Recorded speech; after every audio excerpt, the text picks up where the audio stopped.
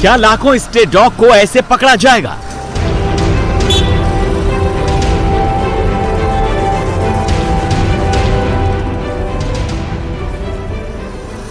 क्या उन्हें इसी तरीके से दौड़ा दौड़ा कर, भगा भगा कर, जाली में फंसा फंसा कर पकड़ा जाएगा? क्या इन बेजुबानों को पकड़कर पिंजरे वाली गाड़ी में ठूस ठूस कर भरा जाएगा? अगर दिल्ली एनसीआर में हजारों लाखों स्ट्रे डॉग्स को पकड़ लिया तो सवाल है उन्हें कहां रखा जाएगा? जहां रखा जाएगा वहां बेजुबानों के खाने के लिए फंड कहां से आएगा? बिना फंड का इंतजाम किए क्या उन्हें भूख से बिलखने और तड़पने के लिए छोड़ दिया जाएगा? क्या लाखों आवारा कुत्तों को हटाने के नाम पर उन्हें मरने के लिए छोड़ दिया जाएगा?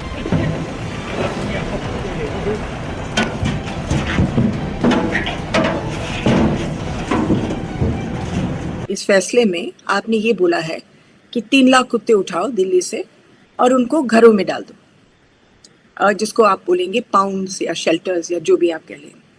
ना सरकार के पास एक शेल्टर है और अब इन 3 लाख कुत्तों को हाउस करने के लिए उनको 3000 शेल्टर्स बनाने पड़ेंगे।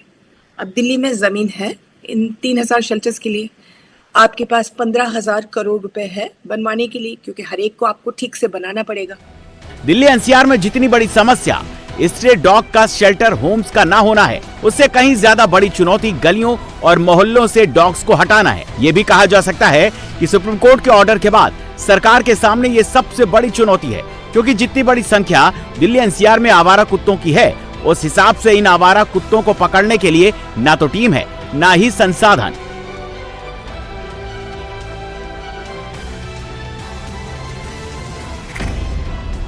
एक अनुमान के मुताबिक दिल्ली में स्ट्रीट डॉग्स की संख्या करीब 3 लाख से ज्यादा बताई जा रही है, लेकिन कई रिपोर्ट्स में ये नंबर 10 लाख तक होने का दावा किया जा रहा है, जबकि दिल्ली में स्ट्रीट डॉग्स को पकड़ने वाली वैन की संख्या महज 24 है। इस देश में वो सब एनिमल वेलफेयर ऑर्गेनाइजेशंस चलाती हैं, गवर्नमेंट कुत्तों के लिए कोई भी शेल्टर नहीं चलाती है। एक भी कुत्ते को परमानेंटली हाउस करने के लिए किसी भी सरकार के पास या लोकल अथॉरिटी के पास कोई भी जगह नहीं है, और ना ही ऐसे संसाधन है, ना ही ऐसा ह्यूमन रिसोर्स है जो उनको पकड़े, उनका ख्याल रखे।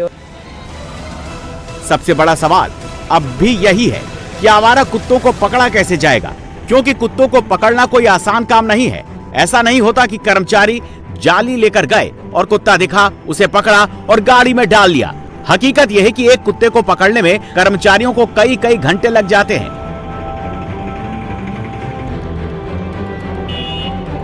और कुत्तों को पकड़ने का तरीका ऐसा है कि कई बार कुत्ते घायल तक हो जाते हैं। ऐसे में 5 लाख 10 लाख स्ट्रीट डॉग्स को गलियों और मोहल्लों से सुरक्षित हटाना बहुत मुश्किल टास्क है। देश भर में स्ट्रे डॉग्स कुत्तों पर दिए गए सुप्रीम कोर्ट के फैसले में एक बहस छिड़ गई है। सुप्रीम कोर्ट ने दिल्ली एनसीआर के नगर निकायों को आदेश दिया है कि स्ट्रे डॉग को तुरंत पकड़कर नसबंदी करें और नसबंदी के बाद कुत्तों को न छोड़ें। स्ट्रे डॉग के लिए 8 हफ्तों में पर्याप्त शेल्टर होम्स बनाएं। 6 हफ्तों में 5000 कुत्तों को पकड़ने का अभियान शुरू करें। रोजाना पकड़े गए कुत्तों का रिकॉर्ड रखें। बाधा डालने वालों पर कार्रवाई करें। लाखों कुत्तों को पकड़ने के लिए सैकड़ों नहीं हजारों की संख्या में ट्रेंड स्टाफ चाहिए। सैकड़ों गाड़ियों की आवश्यकता होगी। क्वारंटाइन यूनिट चाहिए ताकि गली मोहल्लों से कुत्ते को सुरक्षित तरीके से रेस्क्यू किया जा सके। लेकिन इनमें से कुछ भी एमसीडी के पास नहीं है। अभी दिल्ली में हर जोन के हिसाब से 2-2 डॉग वैन है, लेकिन दिल्ली की मुख्यमंत्री रेखा गुप्ता कह रही हैं कि सुप्रीम कोर्ट का आदेश है तो उसका पालन करना ही पड़ेगा। ऐसे में स्ट्रीट डॉग्स पर सुप्रीम कोर्ट के फैसले के बाद डॉग लवर्स के मन में इन स्ट्रीट डॉग्स की सेफ्टी एंड सिक्योरिटी को लेकर कई सवाल हैं। सुप्रीम कोर्ट का एक बड़ा फैसला आया है जिसमें ये साफ कहा गया है कि जो स्ट्रीट डॉग्स हैं अब वो स्ट्रीट में नहीं दिखने चाहिए, उन्हें शेल्टर होम में शिफ्ट किया जाए और जिस डॉग को शेल्टर होम में शिफ्ट किया जा रहा है वो वापस दोबारा से स्ट्रीट पर नहीं आना चाहिए। और अगर ऐसी कार्रवाई करने के लिए कोई भी डॉग लवर किसी भी सिविक बॉडी के कर्मचारी को रोकता है तो उसके खिलाफ भी कार्रवाई हो। हमारे साथ बहुत सारे लोग हैं जो कि डॉग लवर्स हैं, इनसे बात करते हैं। मैम, सुप्रीम कोर्ट का फैसला आया, कैसे देखते हैं आप? ये फैसला बिल्कुल गलत है। आप ये देखिए, मैं पहले भी बता चुकी हूँ कि आप किसी भी धर्म को ले लीजिए, किसी भी मंदिर चले जाइए, आप क्रिश्चियनिटी अपनाइए, सबके साथ कोई ना कोई एनिमल जुड़ा है, तो उसका कोई रीज़न है ना। देयर आर प्रोटेक्शंस, और आप इनको ऐसे मारेंगे। और आप शेल्टर्स की बात कर रहे हैं, आप शेल्टर्स की हालत जाके देखिए, वहाँ डॉग्स को खाना नहीं मिलता। आप मेरे साथ चलिए, मैं आपको दिखाती हूँ शेल्टर्स, वहाँ कैसे ट्रीट किया जाता है। बीमार डॉग्स पड़े हैं, उनको कोई देख नहीं रहा।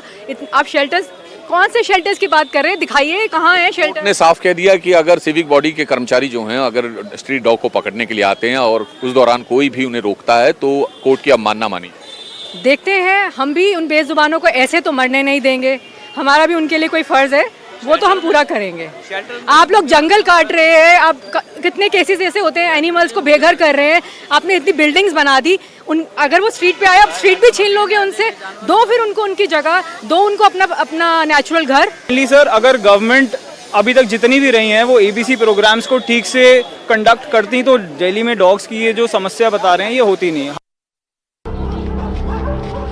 सवाल सिर्फ स्ट्रीट डॉग्स को गली मोहल्ले से हटाने और पकड़ने का नहीं है। दूसरा जो सबसे बड़ा सवाल है कि इन्हें रखा कहाँ जाएगा, कैसे रखा जाएगा, क्योंकि इन बेजुबानों के खाने पीने, रहने और वैक्सीनेशन में कई करोड़ का खर्च आएगा और ये पैसा कहाँ से आएगा, इसका कोई रोड मैप अभी तैयार नहीं है। सरकार के पास ना तो बजट है और ना ही इन बेजुबानों के रहने के शेल्टर होम्स।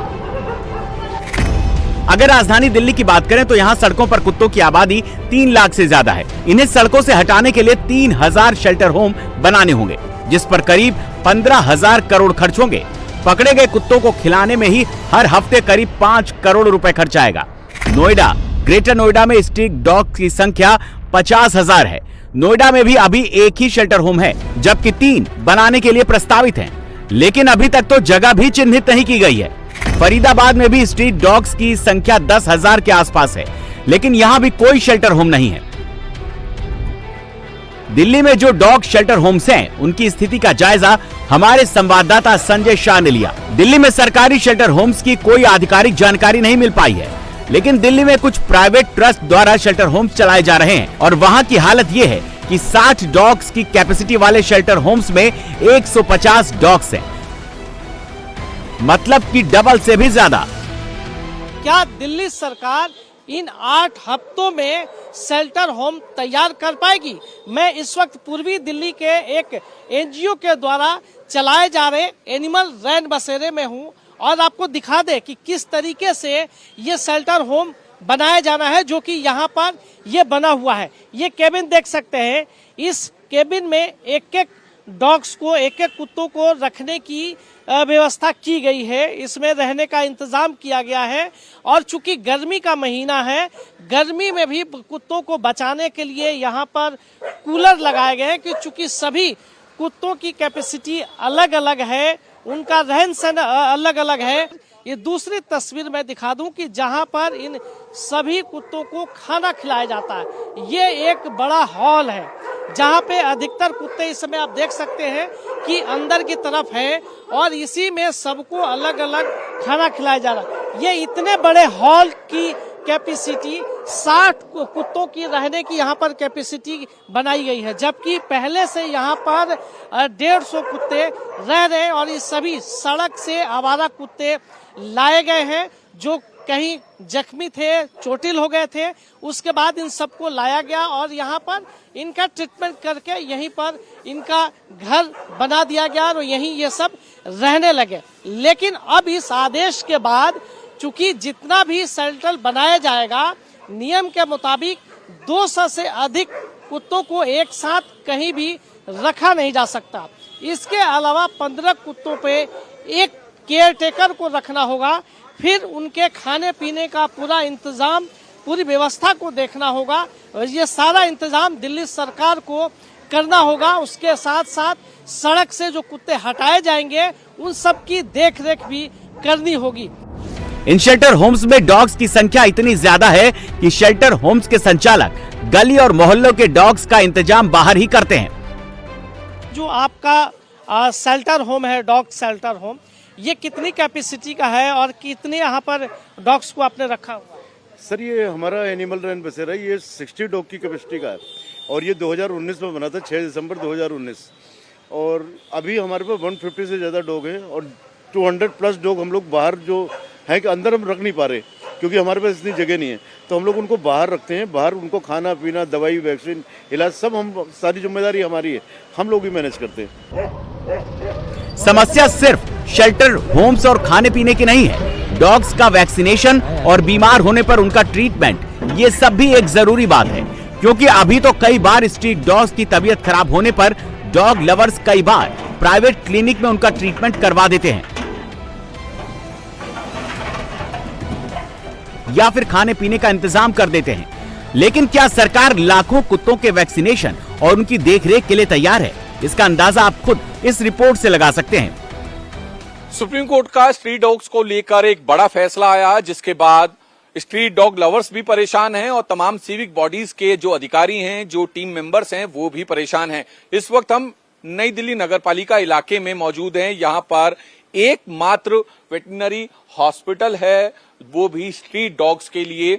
यानी आप अंदाजा लगाएं, एनडीएमसी का इलाका बेहद बड़ा है, आबादी भी घनी है और जो स्ट्रीट डॉग्स की संख्या है, यानी आवारा कुत्तों की जो संख्या है, वो भी बहुत ज्यादा है। लेकिन उसके बावजूद भी सिर्फ एकमात्र ये वेटनरी सेंटर है जहां पर उनका इलाज किया जाता है, जहां पर उनको वैक्सीनेट किया जाता है, स्टेरलाइज किया जाता है और उसके बाद उन्हें अभी तक जो सुप्रीम कोर्ट का आदेश था उससे पहले उसी जगह पर छोड़ दिया जाता था जहां से उन्हें पकड़ कर लाया जाता था। आप देखें, ये एक ओपीडी सेक्शन है, यहां पर भी जो है इसी तरह से स्ट्रीट डॉग्स का इलाज हो रहा है, उनको वैक्सीनेट किया जाएगा और उसके बाद उनको जो है उधर ही छोड़ दिया जाता था। लेकिन अब तमाम सिविक बॉडीज के जो कर्मचारी हैं, उनके दिमाग में एक बड़ी चुनौती है, उनके सामने बड़ी चुनौती है कि आखिर किस तरीके से इतने बड़ी संख्या में जो आवारा कुत्ते हैं उनको मैनेज किया जाए, उनको शेल्टर दिया जाए। तो आप भी स्ट्रीट डॉग्स वगैरह पकड़ते हैं यहाँ पर टीम में, उसी में? तो कितनी दिक्कतें आती हैं आप लोग? काफ़ी दिक्कतें आती हैं, बहुत परेशानी आती है पकड़ने। परेशान कौन करता है? लोग गड़बड़ी करते हैं, पकड़ने के नहीं पकड़ने देते, नहीं पकड़ने देते, ना उनकी एबीसी करने देते, ना ही उनकी इलाज के लिए बोलते हैं, ना कुछ नहीं लेके जाना।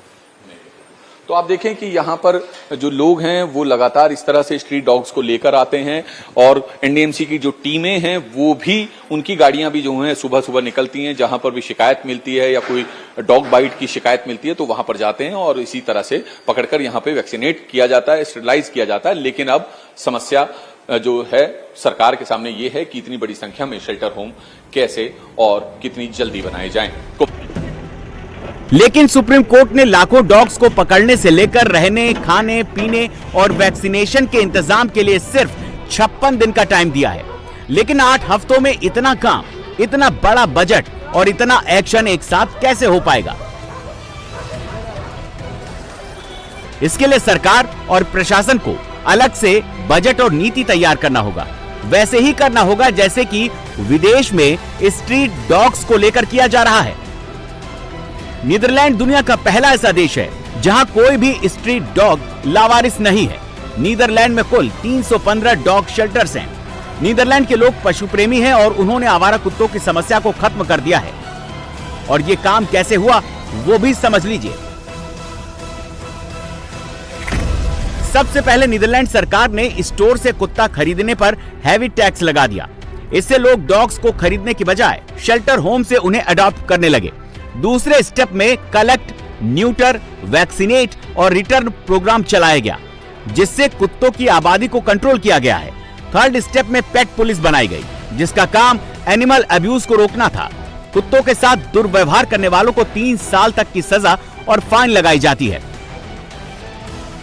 अगर अमेरिका की बात करें तो वहां डॉग्स और कैट्स को कानूनी सुरक्षा हासिल है।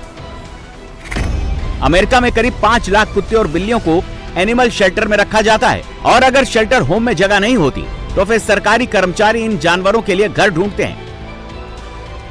मतलब ये स्ट्रीट डॉग की समस्या को एक झटके में खत्म नहीं किया जा सकता। कुत्तों के लिए वोट नहीं होते, वे अपना दर्द बयान नहीं कर सकते, ऐसे में इन्हें मरने के लिए नहीं छोड़ा जा सकता।